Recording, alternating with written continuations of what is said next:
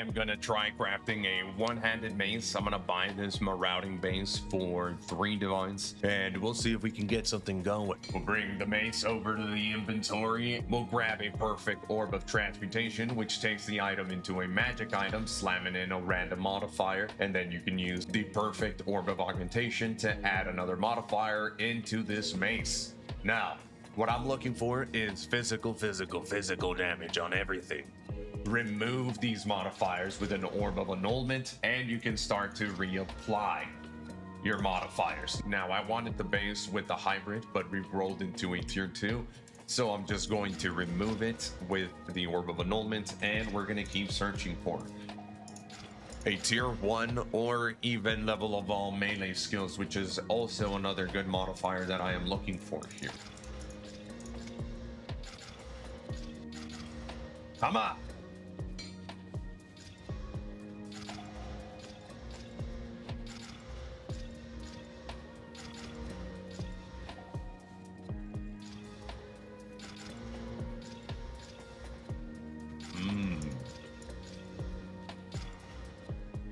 Damn, it's a tier 2, but can we pair it with a level of all melee? No, sir, not yet. But here it comes. It's on its way. I can feel it already. Come on!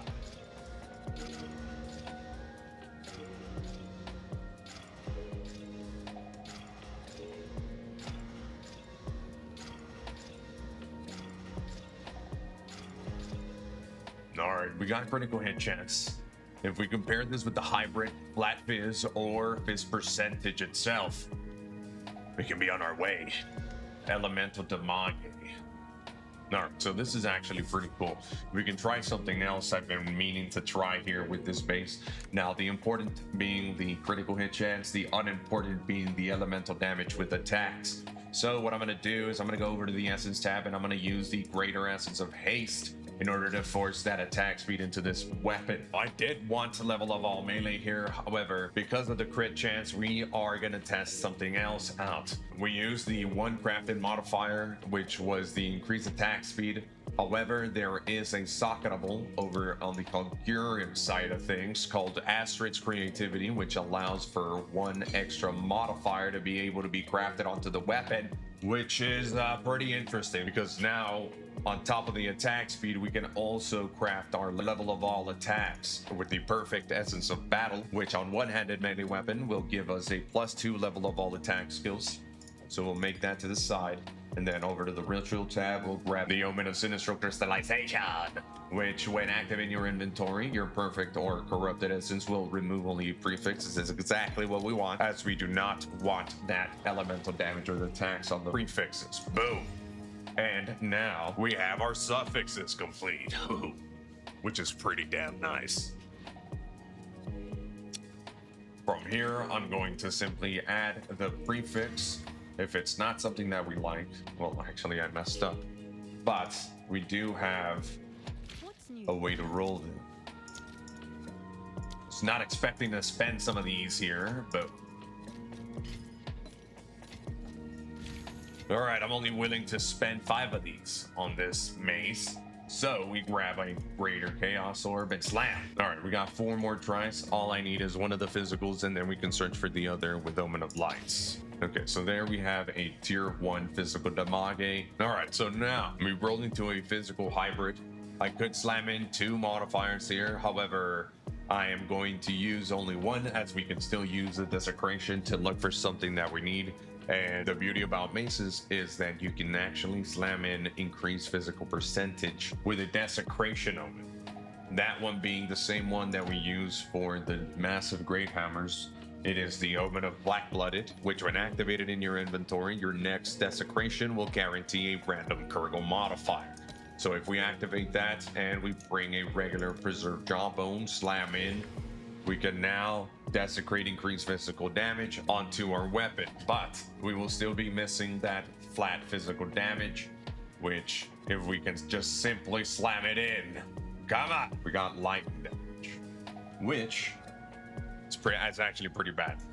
But let's first desecrate our increased physical damage. It is paired with reduced attack speed, but because we also just forced the attack speed, it's not so bad, bro. I got a whittling to use here. It's gonna roll the lightning damage. 1 time. 2 times. We rolled it into a tier 1 fire damage, which is pretty damn good.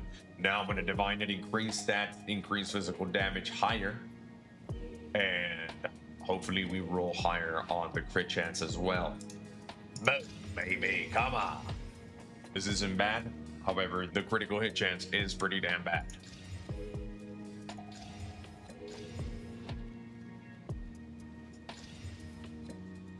Damn, son. That is exactly what we are looking for. Now, the beautiful thing about the Astrid's creativity rune is that it can be replaced. So we can simply replace it with a perfect iron rune.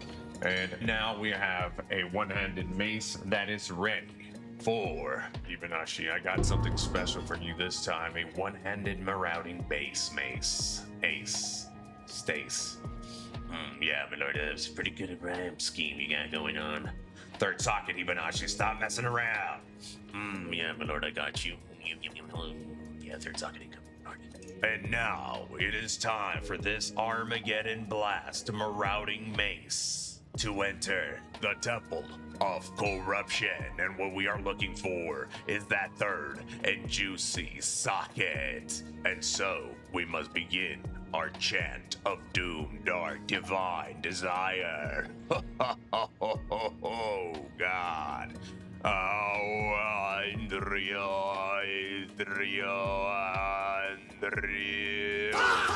that third socket looked really nice in there, my lord. I told you I'd seen it. Yeah, you did say that, Ibanashi. Well, what do you think, second corruption or not?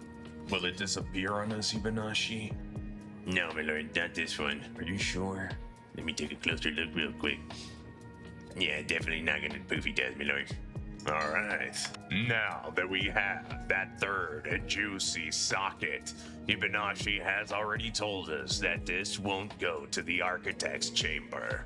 So we must go for that second corruption. And what we're looking for is a very nice enchantment to pair up with this marauding base. In order to get that second corruption, we are going to be using the Architect's Orb, which states that it modifies a corrupted equipment or tool unpredictably or completely destroys it, turning it into poofy dust. And with all that being said, let's begin our second chant.